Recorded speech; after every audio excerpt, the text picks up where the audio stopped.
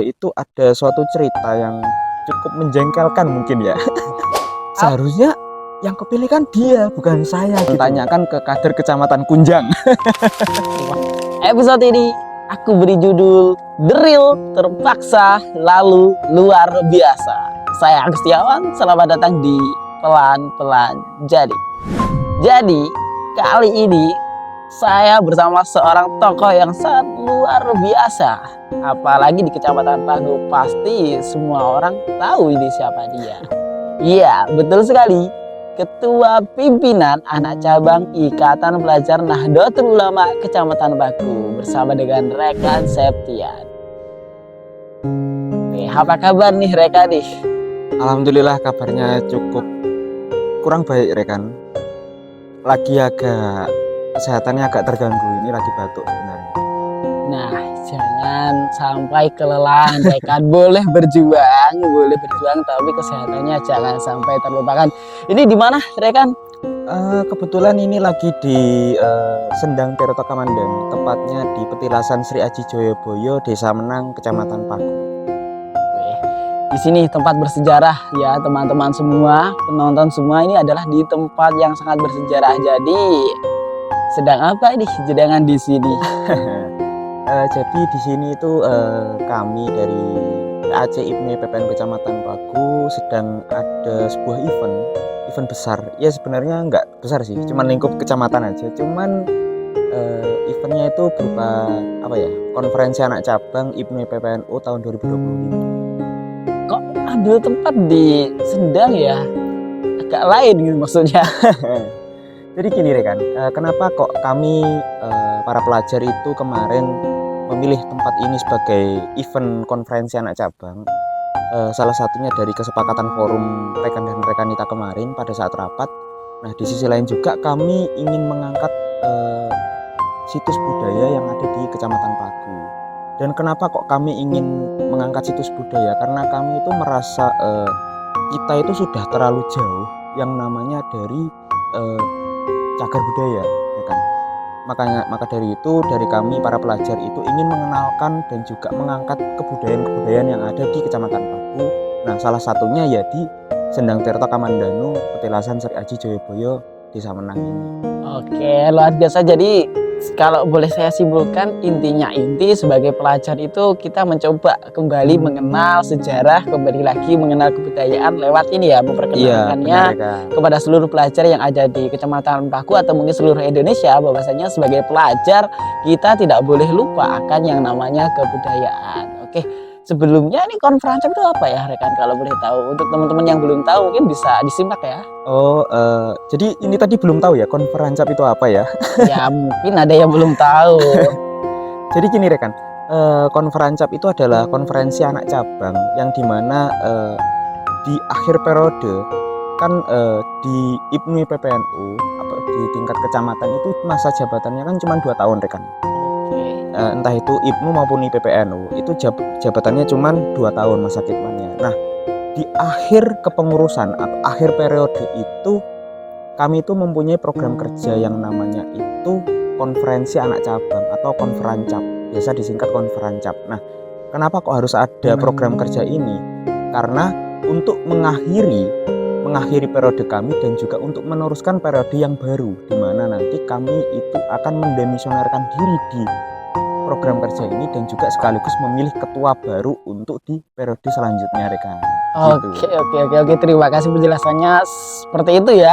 Jadi saya mohon maaf ini karena mengganggu di sela-sela kesibukan Panjenengan untuk mempersiapkan acara konferensi ini. Ya, jadi hamin beberapa jam Panjenengan itu akan demisioner dan selesai menjadi ketua. Ya, selesai jadi ketua. Ketua di pimpinan anak cabang ya. Emang mau ketua apa ini? Ya siapa tahu, kan di sini judulnya The Real Terpaksa Lalu Luar Biasa. Siapa tahu kan. Oke, jadi karena tempatnya di tempat yang sangat bersejarah ini, tadi sudah dijelaskan beberapa hal ya. Tadi ini pasti pelemasan tadi, masih pelemasan sedikit, dan ada 4 hal yang nanti akan saya tanyakan kepada Panjenengan. Waduh. 4 hal apa aja itu? Langsung aja mungkin yang pertama. Yang pertama, pertanyaannya adalah dulu waktu pertama-tama awal sekali kalau nggak salah ketika Panjenengan terpilih menjadi seorang ketua kan awalnya nggak terima bahkan ada drama-drama yang mungkin semua orang beberapa juga tahu, dan itu kalau boleh tahu kenapa ya rekan kok nggak terima, bahkan kebanyakan orang kan pastinya suka kalau jadi ketua. Iya. Jenengan justru malah tidak terima. Ya jadi ceritanya awalnya tuh gini rekan. Sebenarnya ini mungkin rata ya, nggak cuman di Kecamatan Pagu tapi rata mungkin seluruh kabupaten mungkin ya. Ya. Kenapa kok di tingkat kecamatan itu rata-rata itu seorang kader itu malah menolak untuk menjadi seorang ketua? Karena pada dasarnya di organisasi ikatan pelajar, namanya organisasi ikatan pelajar, otomatis kami itu adalah organisasi yang menaungi wadah atau menjadi wadah untuk para pelajar yang ingin mengembangkan minat, skill, dan bakat mereka. Nah, untuk mengemban itu semua, sesosok pelajar atau sesosok kader itu harus mempunyai klasifikasi atau mungkin mempunyai skill leadership yang di atas rata-rata. Soalnya apa? Karena seorang kader yang memimpin kader-kader para pelajar itu pasti harus mempunyai sifat dan juga klasifikasinya tersendiri di kecamatannya masing-masing. Nah, teruntuk untuk Kecamatan Pagu, kader-kadernya itu kurang lebih ya ada yang mungkin sulit diajak untuk berjuang, itu pasti. Mungkin itu rata di seluruh kabupaten mungkin ya. Nah, yang kedua di Kecamatan Pagu itu sendiri itu adalah apa ya, basis kader-kader yang mungkin akan menjadi penerus para kiai mungkin ya. Karena apa? Di Kecamatan Pagu itu kadernya itu banyak yang suka mengaji, banyak yang suka hafalan Al-Quran, banyak yang suka rutinan berjanjian dan lain sebagainya. Bahkan rata-rata kader di Kecamatan Pagu itu bisa memimpin tahlil, hafal tahlil, dan juga doanya rekan. Kemarin event PAC Pagu itu ada event ziarah. Setiap makam itu yang memimpin doa dan tahlilnya itu berbeda rekan. Nah, itu bisa menjadi bukti bahwasannya PAC Pagu itu adalah apa ya, PAC yang memiliki kader-kader apa ya rekan ya, agamis benar. Nah, kenapa kok saya menolak untuk menjadi ketua? Karena saya itu merasa kurangnya di hal tersebut rekan. Soalnya ya ini terus terang jujur, awal saya menjadi ketua itu saya tidak hafal tahlil, tidak hafal doanya tahlil, bahkan ya mungkin kalau sekedar membaca Al-Quran saya bisa, tapi ya kalau untuk hafalan Al-Quran ya mohon maaf sebenarnya bukannya tidak mau, tapi belum ada minat gitu. Makanya saya itu menolak. Nah, yang kedua kenapa alasan saya menolak itu dan juga sempat terjadi huru-hara itu ada suatu cerita yang cukup menjengkelkan mungkin ya. Apa tuh rekan? Kalau boleh tahu atau boleh disepil nggak ini? Gimana ya? Jadi dulu itu gini rekan. Pada saat saya dinyatakan sebagai calon ketua, saya itu sempat berpikir bahwasannya yang akan menjadi ketua itu bukan saya. Dan pada saat itu saya itu sempat sombong mungkin ya. Sombongnya itu bukan karena menjadi ketua, tapi karena sombong ada feeling bahwasannya saya itu tidak akan menjadi ketua. Dan feeling saya itu sangat besar. Makanya pada saat itu ketika ternyata saya itu terpilih menjadi ketua, loh kok saya kepilih nih? Nah, seharusnya yang kepilih kan dia, bukan saya gitu loh. Nah ternyata orang yang tidak terpilih itu kebalikannya, dia jadi sombong, sementara saya ya kicep nggak bisa berkata apa-apa.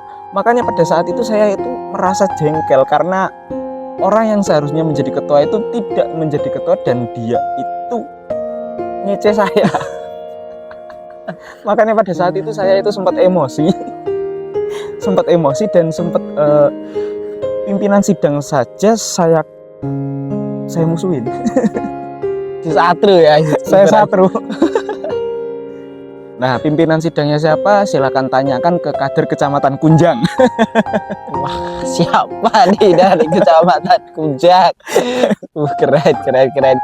Jadi kalau boleh disimpulkan sebenarnya tidak terimanya karena memang merasa belum pantas Belum menjadi pantas, sebagai belum seorang ketua. mampu. Oke. Jadi seperti ya rekan ini memang tidak terlalu banyak yang tahu sebenarnya, tapi ya biar semua orang tahu apa yang terjadi pada saat itu.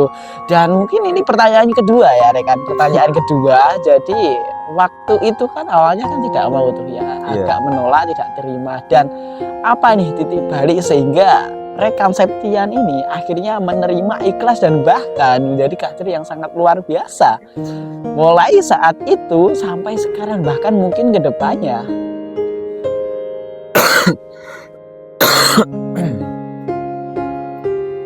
Jadi dulu itu sempat pada saat saya sebelum menjadi ketua ya rekan. Saya itu kenapa kok saya pada saat sebelum menjadi ketua itu kenapa saya kok mau diajak berjuang, kenapa saya mau diajak untuk berkhidmah di organisasi yang saya cintai ini.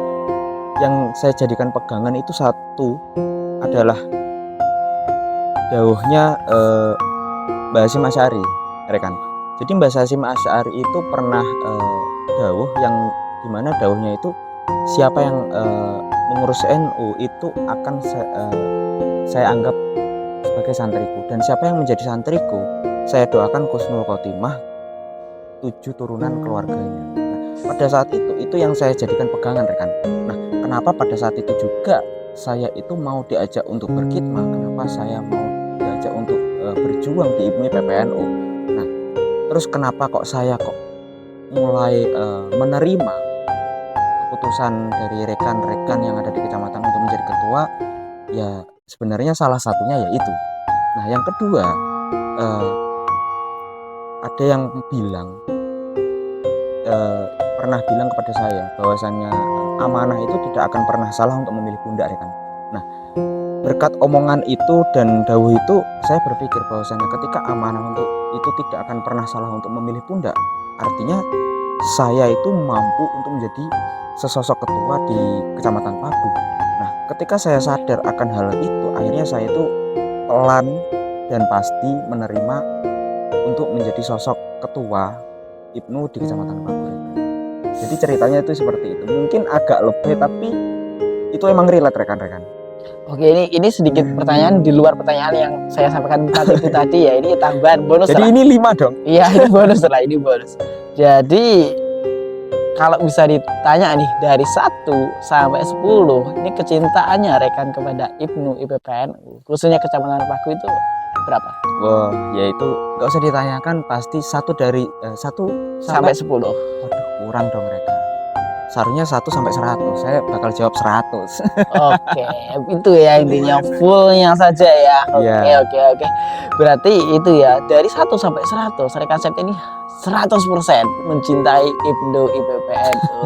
Oke. Untuk pertanyaan ketiga nih rekan, ini ya lumayan mungkin akan sedikit berpikir nantinya. Waduh.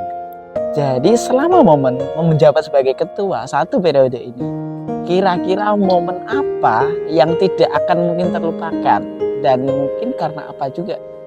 Momen yang tidak akan terlupakan ya. Apa ya? Soalnya setiap momen itu saya tidak pernah lupa rekan. Misis.